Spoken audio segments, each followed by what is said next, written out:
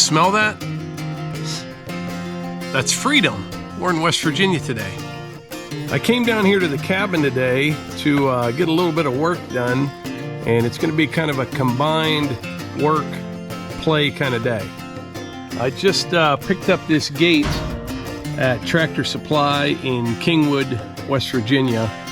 I'm going to install this gate down at the end of the driveway. Last fall we set a couple posts down there.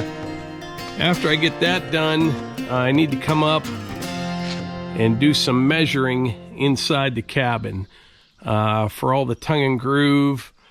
I'm hoping either this weekend or the following, a buddy of mine and his son-in-law are going to come down. We're going to wire it. It's going to be pretty simple, and then insulation, and then we can start on the tongue and groove.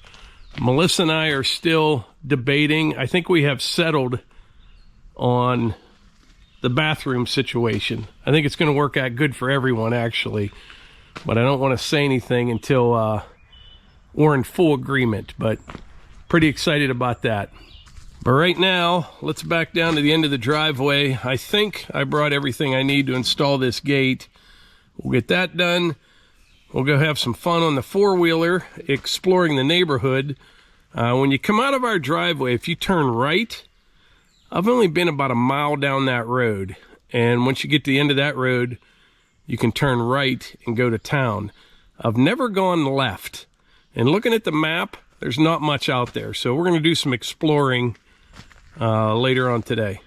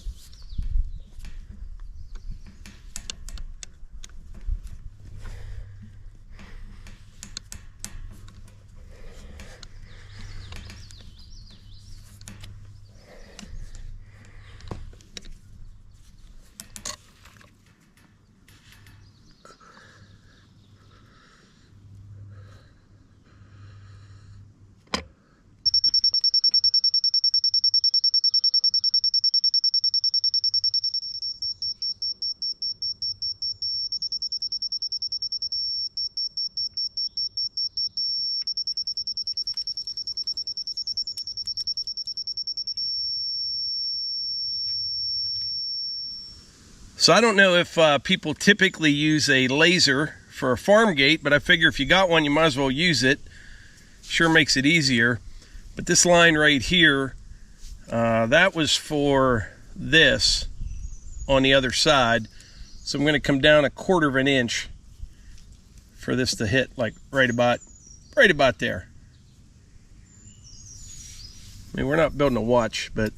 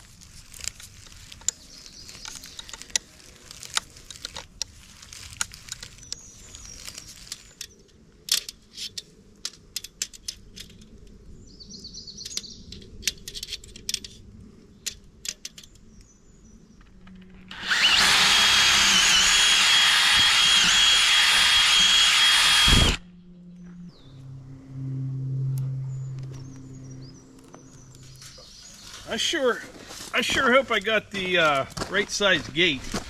I was kind of going off of memory because I put these posts in last fall.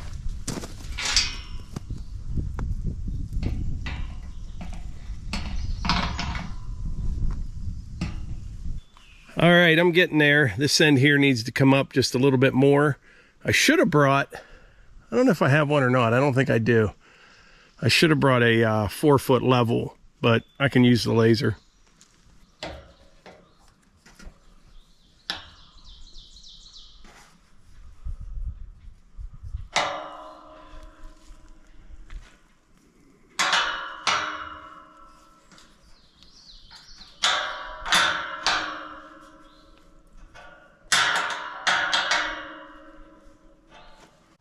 All right, that's pretty close right there.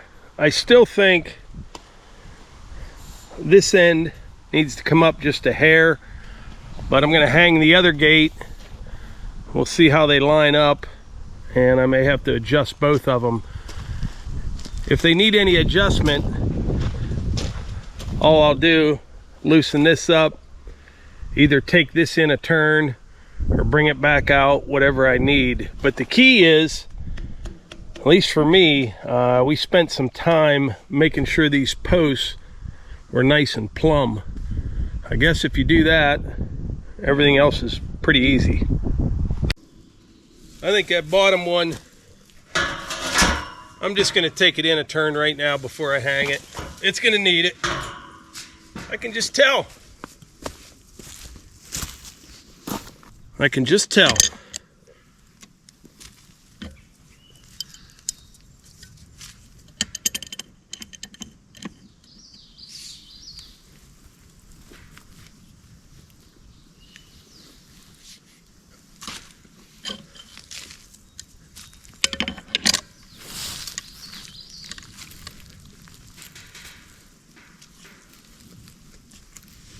Boy, that's tight.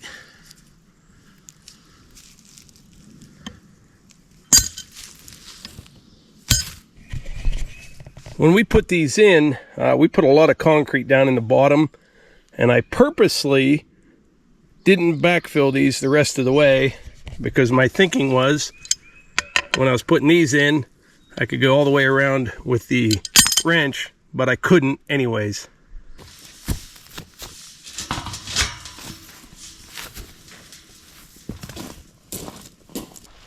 All right, the gate is up. It appears this side right here needs to come up just a little bit, but I'm going to go with this for right now. What we'll end up doing is putting a couple 4x4 posts in the ground, you know, because right now you can drive around it in a four-wheeler, you can walk in here, doesn't matter. The gate is just to kind of be like, hey, there's a gate, you probably shouldn't go up in there. But what I'm going to do is put a couple 4x4s in here, maybe over 20 or 30 feet, and then I sawed some pickets on the sawmill, some white pine. We'll put that on both sides. But yeah, it should be pretty good. The only thing I'm not pleased with, the gap in the middle is about 11 inches. I should have bought the gate before I set the posts. I remember calling Tractor Supply because I figured when they say it's a 10-foot gate, that probably includes the hardware. But when I called, they said, no, the gate is actually 10 feet wide. It's not, but that's my fault for not just getting the gates first, but it'll work good. Sometime down the road, what I should do is saw a couple of these red pines or maybe white pines, put a couple big posts up on either side of this, and a big beam across the top. That would look pretty cool. I think on the new sawmill, I can't remember if it's 18.5 feet or 20 feet long I can cut. That would be plenty. As long as you get up about 14, 15 feet, that should be good. But anyway, right now, let's unload the four-wheeler and go explore the neighborhood. And by the way, Melissa and Eva both gave me permission to bring that down here. I'll put more miles on this in the next hour, hour and a half than we have at home in the last month. Easy.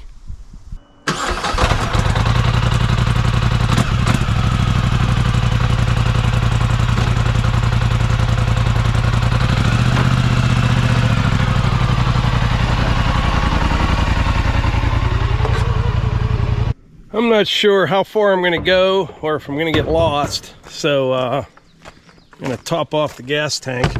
Check out this new gas can. I have been wanting to get one of these for a while and try this out. It's the Shore can. A lot of people seem to really like it. I do know when I filled it up at the gas station, it was very easy to do. It's got a quality spring on it right there. You just stick the nozzle in there, fill it up. As we all know, over the last several years, finding a good gas can is hard to do. Only the federal government could make pouring liquid from a jug nearly impossible. Now, I do have some of those VP racing jugs. They're pretty nice, but they're good for certain things, like the zero-turn mower. Everything has to be kind of at the right height, or you sometimes need a third hand to get the spout in what you're filling. I hope this thing here works out. All you do, take the cap off here.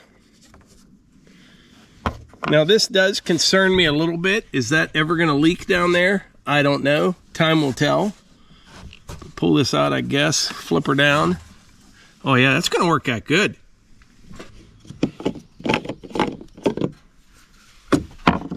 See how fast it pours.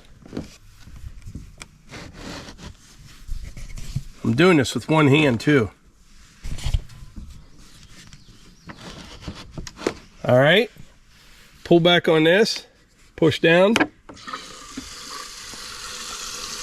It's filling up. Seems to be coming out pretty quick. I remember one time my neighbor called me. I'm just making sure I don't overfill it.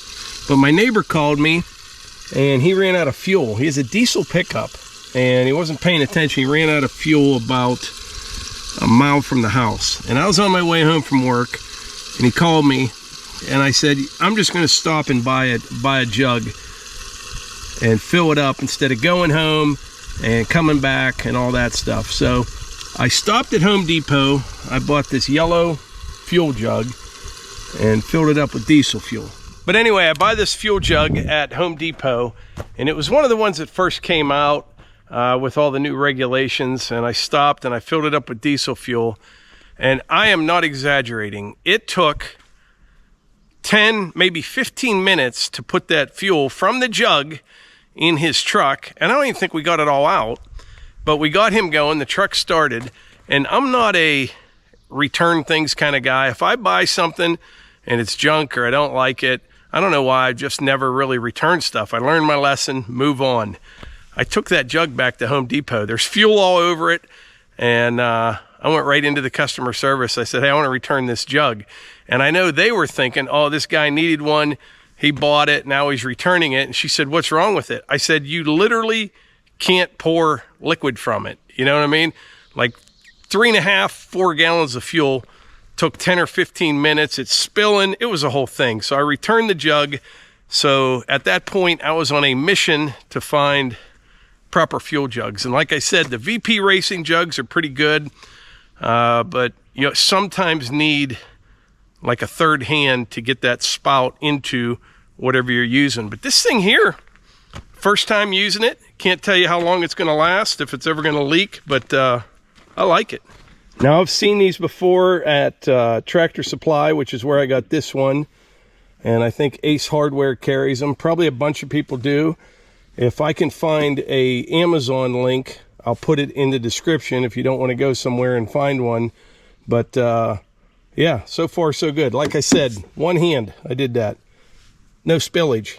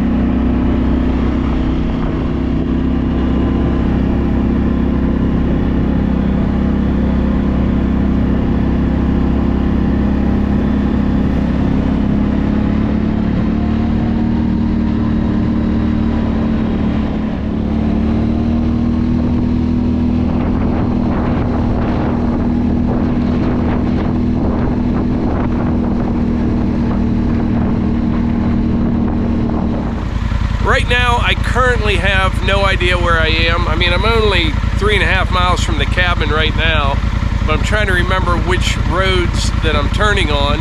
I need to get a GPS or something. We don't have cell service here, so but we'll figure it out. This kind of looks like it was mined before. I just came upon a gate here. It's open. It says private property though, so this road ends right here. I'm gonna turn around, go back the other way. I'm not sure what this place is. It's a heck of a fence though.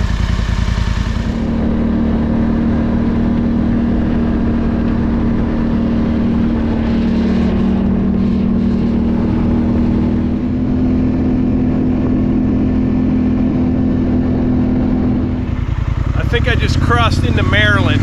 I gotta get out of here.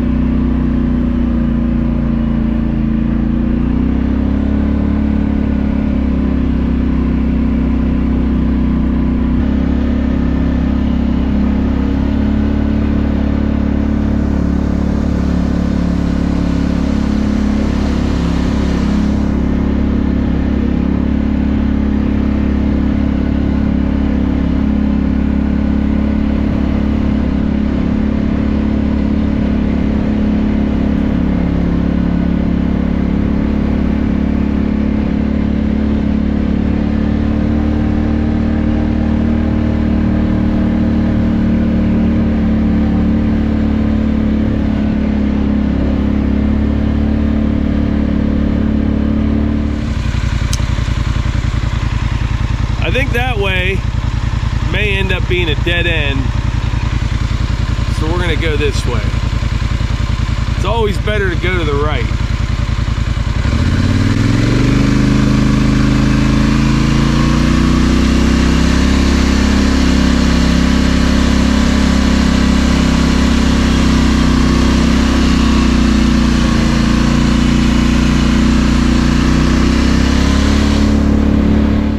All right, just stopped to take a little break, shut the four-wheeler off. I've gone about 13.5 miles so far. I haven't passed a car yet, but this is beautiful right here. Really pretty country. Oak, maple. Big cherry up in there. Big cherry. Got a little curve there at the bottom, but straightens out. And big rocks everywhere.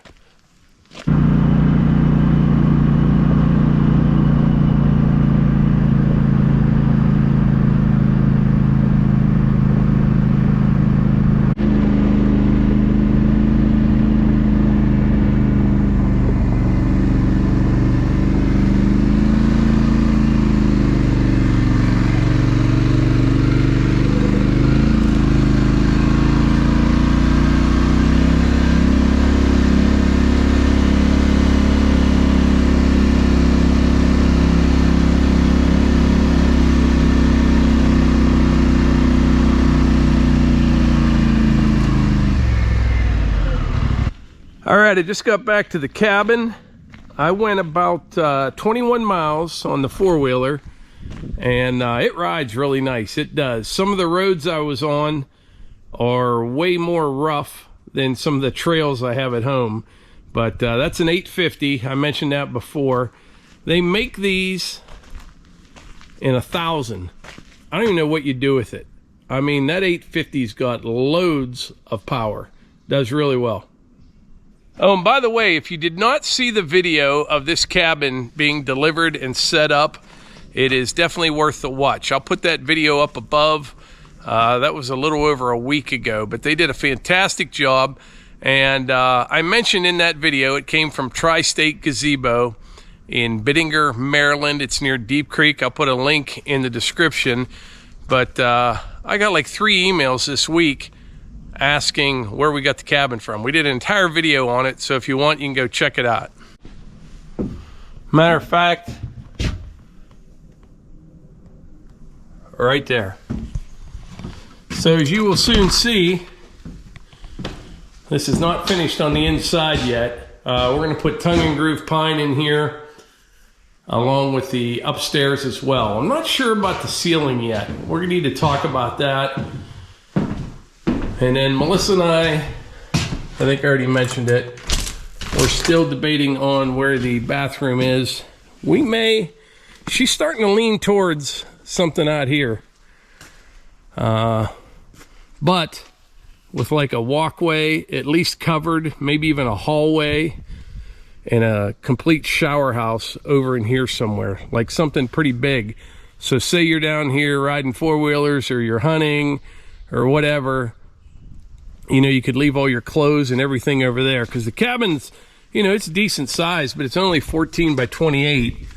And by the time you put a wood burner in here, you put a couple, you know, a couch, couple chairs, tiny little kitchen in here, it'll fill up pretty quick.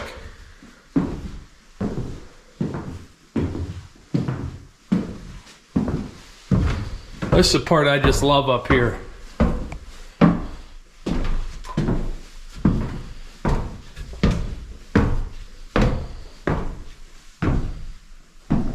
These dormers on both sides give you tons of room.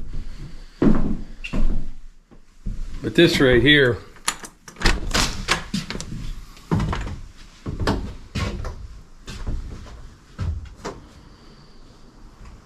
I don't drink coffee, but this would be a great place to sit here and drink a cup of coffee in the morning. But anyway, right now I need to load up the 4-wheeler, and we are actually going to head over to Tri-State Gazebo. Melissa bought some furniture over there, not for here, for at home. It's very nice. So let's go get that loaded up, and then we're probably going to hit the road and head on home today.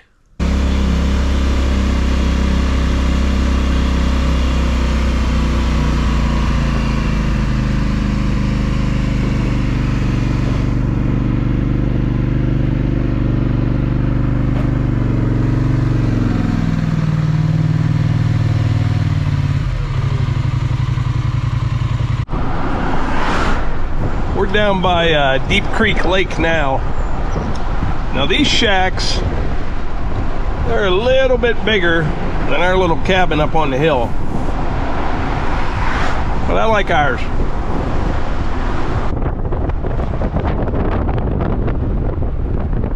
All right, pulling into Tri-State Gazebo.